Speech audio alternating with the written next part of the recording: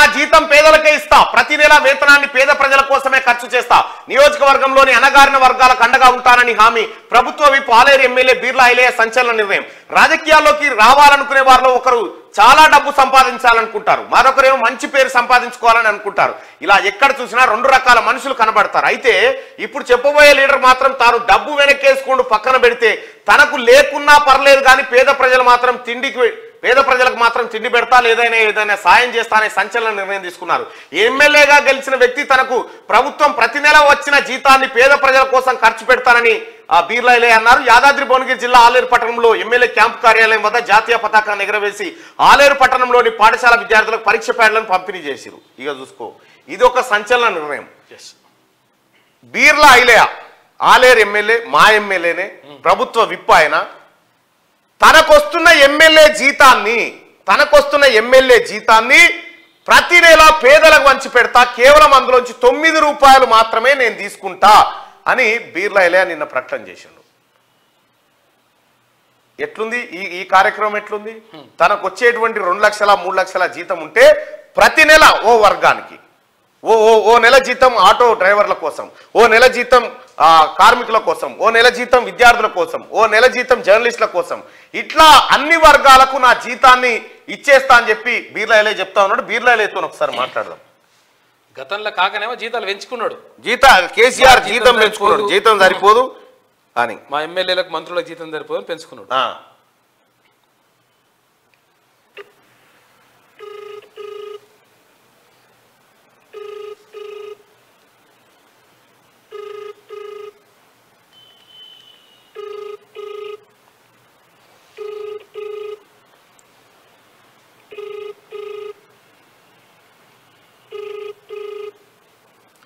Phone లేపుతలేడు.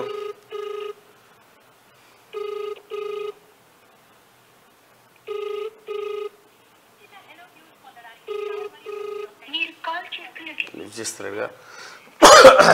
అయితే తన ఎమ్మెల్యేగా వచ్చేటువంటి ఆయన చెప్తాను. హలో అన్నా, నమస్తే. ఏమన్నా చెవులు వీకెత్తా అంటున్నావు పొద్దుగాలనే? సరే,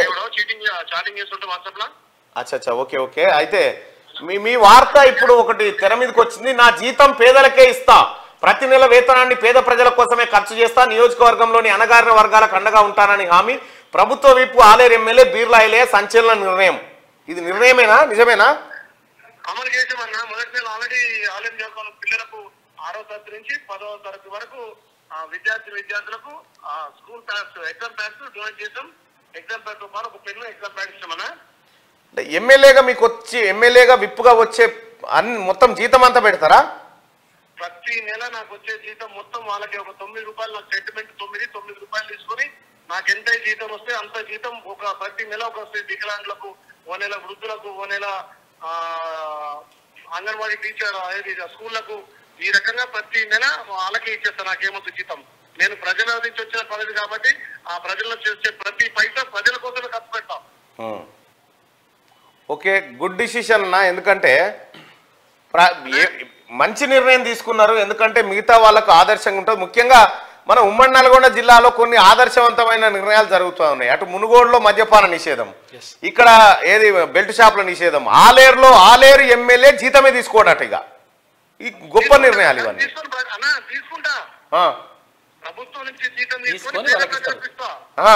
తీసుకొని పేద ప్రజలకు ఇస్తావు. 9 రూపాయలు నేను ఉంచుకుంటా, మిగతా మొత్తం పేద ప్రజలకు ఇస్తా ప్రతి నెల.